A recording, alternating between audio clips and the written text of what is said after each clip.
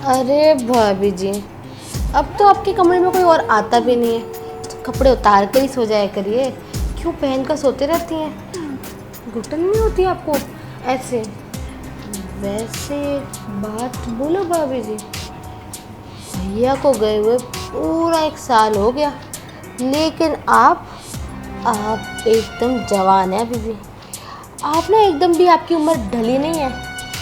चलो अच्छी बात है।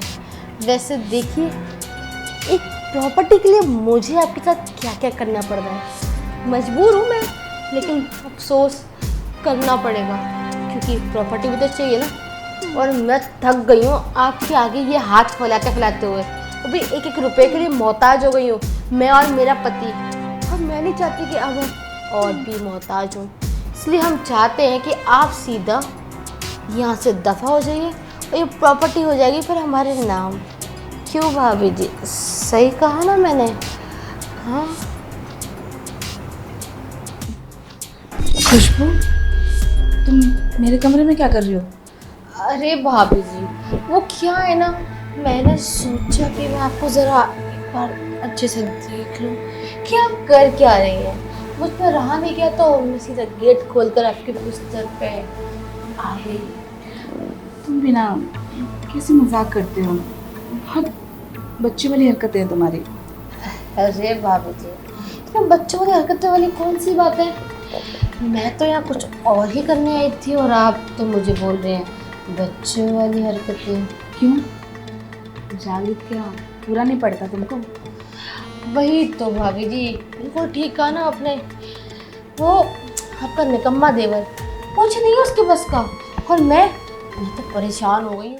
और मेरे अंदर तो बस एक ज्वाला फूट रही है, जो मैं चाहती हूँ कि फूट जाए, उसके बाद मुझे शांति मिल जाए। अरे खुशबू, अरे जो तुम्हारे अंदर ये आग है ना, इसको मैं शांत नहीं कर पाऊंगी। ये तो एक मर्द ही कर सकता है। और इससे अच्छा मर्द कहाँ मिलेगा? देखो, तुम्हारा पति बिल्कुल जवान है और ज़्यादा बाहर मेहनत भी नहीं करता, सारा दिन तो तुम्हारे पल्लों में पड़ा रहता है, तो थोड़ी एक्सरसाइज उससे करवा लिया करो। अरे बाबू जी, अगर वो एक्सरसाइज कर लेता ना तो ज़रूर फोर्स करती हूँ उसको। और क्या है ना कि वो मेहनत नहीं करना चाहता, वो डायरेक्ट आम खाना चाहता है। छिक्कल कौन उतारे, इसीलिए ना थोड़ा सा टाइम लगता है और मुझे यही सब चीज़ें पसंद नहीं है। तो बस मैं यही चाहती थी कि आप थोड़ा सा मुझे टाइम दे देती। और मुझे पता है कि ये आग तो आपके अंदर भी लगी पड़ी है। बिल्कुल तुमने सही कहा खुशबू, तुम कितने अच्छे से जानती हो ना मुझे, कि मेरे पति को मरे हुए पूरे 1 साल हो गए और मेरे अंदर भी तो 1 साल से आग भरी पड़ी है ना, वो भी तो कैसे निकलेगी। सही किया तुमने, तुम मेरे पास आ गए। जागृत की तो बस की है नहीं कि अपनी भाभी को थोड़े से डोरे वोरे डाले, फंसाए। और देखो ना, मेरी जवानी इस घर में तो बर्बादी हो जाएगी, क्योंकि बाहर तो जाके मैं मुंह काला कर नहीं सकती। तुमने अच्छा सोचा मेरे बारे में। अब हम दोनों मिलके ना खूब मस्ती करा करेंगे इसी बिस्तर पे, कभी मैं तुम्हारे ऊपर तो कभी तुम मेरे ऊपर, क्योंकि जागृत की तो बस की कुछ अब रही नहीं ना। और देखो ना, ये जो तुम्हारी टांगे हैं, हाँ। कितनी खूबसूरत है ना? हाँ। इनको तो सहलाने में और प्यार करने में बहुत मजा आने वाला है मुझे। और थोड़ी सी मेहनत तुम भी करो ना। भाभी सही कह रही हैं आप, एकदम ठीक है आपने। चलिए ठीक है फिर, लेटे ना। अरे मैं क्या कह रही हूँ, तुम छोटी हो मुझसे, तुम इतनी मेहनत मत करो। मैं मेहनत करती हूँ ना, और मैं बड़ी भी हूँ, अब मेरे पास तो एक्सपीरियंस भी है। मैं तुम्हें सिखाती हूँ एक औरत को कैसे खुश करती है। औरतों को मर्दों की जरूरत नहीं है। आओ, मैं तुम्हारी आग ठंडी कर देती हूँ, है ना? फिर तुम मेरी कर देना। आ जाओ, है ना? हट पीछे, आ गया तू भी। देख तेरी बीवी क्या कर रही है। देखो ना, पता नहीं तुम्हारी भाभी को क्या हो गया है। अरे मैं यहाँ इनको देखने आई थी कि ये कैसी और कैसी नहीं, लेकिन ये बहुत गिरी औरत है। मेरे आते मुझसे चिपकने लग गई, कहती है आ जाओ मेरी प्यास बुझा दो। और मेरे देवर तो कुछ कर ही नहीं पाता, तुम ही आ जाओ उसके बदले। देखा ऐसे से बोल रही मुझसे ये। अरे भाभी, आपको शर्म नहीं आती ये सब करते हुए? भैया को गए हुए सिर्फ अभी 1 साल हुआ है और आपने तो अपने रंग दिखाने चालू कर दिए। ये मतलब आपका हालचाल पूछने के लिए आई है और आप इतनी भरी बैठी हो कि आप अपनी सारी हवस इसके ऊपर निकालने जा रही थी। थोड़ी तो शर्म कर लो भाभी। सही कहा जावेद। अरे हाँ, मेरे अंदर तो हवस ही इतनी है कि मैं क्या करूं। अब देखना, तेरे बस की तो रही नहीं ना कि तू भाभी पे डोरे डाले और ना तू अपनी बीवी को खुश कर पाता है। तो इस घर के अंदर हम दो औरतें कहाँ जाएं? तो हमने सोचा कि एक दूसरे के प्यास बुझा देते हैं। तो वही मैं बुझा रही थी, लेकिन ये बेचारी भोली भाली है ना, डर गई है ना खुशबू। बताती क्यों नहीं है अपने पतिदेव को? बकवास कर रही है ये, ठीक है ना? और तुम इनके चरित्र मुझे ठीक नहीं लग रहा। एक काम करो ना, घर से बाहर निकाल के फेंको। हाँ भाभी, खुशबू बिल्कुल ठीक कह रही है। अब आप ना इस घर में रहने के लायक नहीं हो। आप एक काम करो, अपना बोरिया बिस्तर पैक करो, आप घर से जाओ। अरे घर का माहौल भी खराब कर रही है, और ऐसे लोगों के साथ मैं अब और एडजस्ट नहीं कर सकती। फेंको ना बाहर उठा के। चुप करो तुम दोनों। तुम्हें क्या लगा बेवकूफ हूं मैं? अरे तुम दोनों से बड़ी हूँ। और क्या किसको निकाल के फेंकोगे? हाँ सही तो कहा, मुझे ही तो फेंकोगे, क्योंकि मैं तुम दोनों के बीच में काटा जो इस प्रॉपर्टी का, है ना? सॉरी जागृत, मैंने तुम दोनों की बातें ना सुन लेती। सोफे में बैठ के जो तुम प्लान रच रहे थे, भाभी को सीड्यूस करो, खुशबू जाके, फिर मैं वीडियो बना लूंगा, फिर हम प्रॉपर्टी अपने नाम करा लेंगे।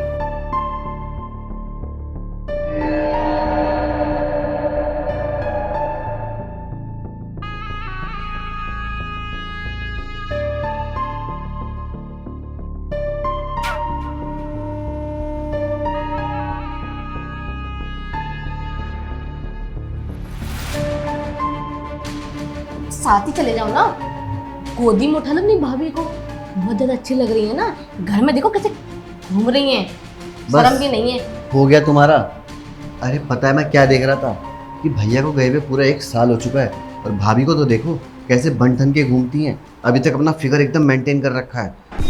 सारी की सारी प्रॉपर्टी भी हड़प ली है। तुम्हें तो पता है ना, भैया के जाने के बाद सारी प्रॉपर्टी भैया भाभी के नाम कर गए हैं, और हमारे मिनट, तो तुम ये क्या अपनी भाभी को देखकर तुम ये अजीब अजीब सी बातें कर रहे हो? हाँ, तुम्हारा मन फिसल रहा है अपनी भाभी पर। अरे मैं थोड़ा ना फिसलूंगा इनके ऊपर। मैं तो बस ये बताना चाह रहा हूँ कि भैया को गए हुए 1 साल हो गया है, और फिर भी देखो कैसे बन ठन के रहती हैं। मैं तो बस ये चाहता हूँ कि इनका ना कहीं चक्कर चल जाए। अरे यार, तुम कैसी बकवास बातें कर रहे हो यार, ऐसे कैसे हो जाएगा? जब तुम्हें पता है कि वो घर से बाहर जाती नहीं है, तो कैसे चक्कर फलाना दिखाना इनका कैसे होगा काम? तो वही तो मैं सोच रहा हूँ यार, क्योंकि जब तक इनका कहीं चक्कर नहीं चलेगा ना, तब तक ये जायदाद हम अपने नाम नहीं कर पाएंगे। कैसे करेंगे हम इनको ब्लैकमेल? बात तो सही यार, प्रॉपर्टी तो चाहिए। मैं तुम्हारी बुधवा भाभी के आगे ना तो बहुत हाथ फैला नहीं सकती, मुझे शर्म आती है पैसे मांगते मांगते यार। मैं क्या सोच रहा हूँ, ये तो 1 साल से भरी बैठी होंगी ना पूरी। मतलब? अरे पति गया है और बीवी अकेली है, तो इनकी भी तो कुछ ख्वाहिशें होंगी, कुछ ज़रूरतें होंगी जो हर औरत की, हर आदमी की होती है। तो मैं क्या सोच रहा हूँ, देखो मना मत करना, दोनों का फायदा है। बोलूं? तुम ना थोड़ी देर के लिए मेरी भाभी के साथ जाके सो जाओ। क्या दिमाग घूम गया क्या तुम्हारा? क्या बोला तुमने? मैं तुम्हारी भाभी के साथ सो जाऊं? अरे भाई क्या मैं? अरे भाई पूरी बात तो सुन लो मेरी। मैं ये कहना चाह रहा हूँ कि तुम मेरी भाभी के पास चली जाओ, उनके साथ ऐसा बिहेव करो जैसे कि तुम्हें उनके अंदर इंटरेस्ट है और मैं तुम्हें खुश नहीं रख पाता। फिर वो क्या कहती है ना, वो अपनी फीलिंग्स बाहर निकालेंगी, तुम्हारा हाथ वाथ पकड़ेंगी, क्लोज आएंगी, और बस इसी बात का फ़ायदा उठा के उन्हें ब्लैकमेल करेंगे, और सारी प्रॉपर्टी अपने नाम करवाने के बाद उनको घर से धक्के मार के बाहर निकाल देंगे। आइडिया तो ठीक है बेबी, और मैं तैयार भी हूँ उसके लिए, पर ये प्रॉब्लम है, अगर तुम्हारी भाभी के पास मैं गई और उनके पास जाके मैंने हरकतें करना शुरू करी, और अगर उनके अंदर का इंसान जाग गया, उनकी सारी ज़रूरतें बाहर आ गई और उन्होंने मेरा बलात्कार कर लिया, तो मैं किसी को मुँह नहीं दिखा पाऊंगी। अरे यार तुम भी ना, जैसे कुछ करने लगे तुम चिल्लाने लग जाना, मैं तुरंत आ जाऊँगा ना, उसके पूछ लूँगा क्या हुआ ये वो। तुम समझने की कोशिश करो, प्रॉपर्टी चाहिए ना? हाँ तो चाहिए बस चाहिए। जाओ फिर। ठीक है, मैं जा रही हूँ, पर मैं किसी आवाज़ है, प्लीज़ तुम अंदर आ जाना। आ जाऊँगा, जल्दी जाओ, ठीक है। और अच्छे से करना, शक नहीं होना चाहिए उन्हें। हाँ। अब देखो भाभी, कैसे आपकी नैया पार लगाता हूँ मैं। ना मैंने आपको इस घर से धक्के मार के बाहर निकाला ना, तो मैं भी आपके पति का छोटा भाई नहीं। अरे जागृत बेटा, इतना गिरने की क्या जरूरत थी? एक बार आके बोल देते अपनी भाभी को। वैसे भी ये सब तुम्हारा ही तो था। और तुमने अपने साथ साथ इस बेचारी को भी अपनी तरह गंदा बना दिया। अरे इस बेचारी को क्या पता सही और गलत क्या है। जैसे तुम इसको चलाओगे वैसे चलेगी। तुम्हारे प्यार में अंधी जो है। पर तुम्हें तो अकल थी ना। अरे तुम्हारे भैया के मर जाने के बाद मेरे दुनिया में कौन है सिर्फ तुम दोनों के सिवा। मैं अपने घर नहीं गई। मम्मी पापा ने कितना बोला कि बेटा हम तुम्हारी दूसरी शादी करा देते। उनका नहीं, मेरा परिवार यही है। और तुम दोनों इतना गिर गए। प्रॉपर्टी तो मैंने तुम दोनों के नाम पहले ही कर दी थी। मैं क्या करती इस प्रॉपर्टी का बस बताया इसलिए नहीं कि अभी बच्चे हो कि प्रॉपर्टी देख के कुछ गलतियां ना कर बैठो। पर मुझे क्या पता था कि प्रॉपर्टी ना देने की वजह से तुम इतनी बड़ी गलती कर रहे हो। अब इस घर में रहने का मुझे कोई हक नहीं। मैं आज ही वापस चली जाती हूँ। भाभी देखो, गलती हो गई हमसे, हमें माफ़ कर दो। हम बहक गए थे प्रॉपर्टी के लालच में। हमें लगा कि प्रॉपर्टी आप ज़िंदगी भर अपने पास ही रखोगी, हमारे नाम कभी करोगी नहीं और कल को हमें घर से बाहर निकाल दोगी। इसलिए भाभी हमने ये सब करा। हमें माफ़ कर दो। बोलो खुशबू। हाँ भाभी प्लीज़ आप हमें माफ़ कर दीजिए। I am really sorry. और हमें अपनी गलती का पछतावा है। पर मुझे अकेला छोड़ दो बस। जाओ यहाँ से, चले जाओ। कितने बेवकूफ हैं ये दोनों। कितना कुछ सोच रही थी मैं इन दोनों के बारे में। ये तो शुक्र है भगवान का कि आज मैंने अपने कानों से सुन लिया और इन दोनों की सच्चाई सामने आ गई। पर क्या करूं, छोड़ के भी तो नहीं जा सकती इस घर को। किसी ने सही कहा है, पति के मरने के बाद एक औरत का उसके पति के अलावा कोई नहीं होता। कोई नहीं होता।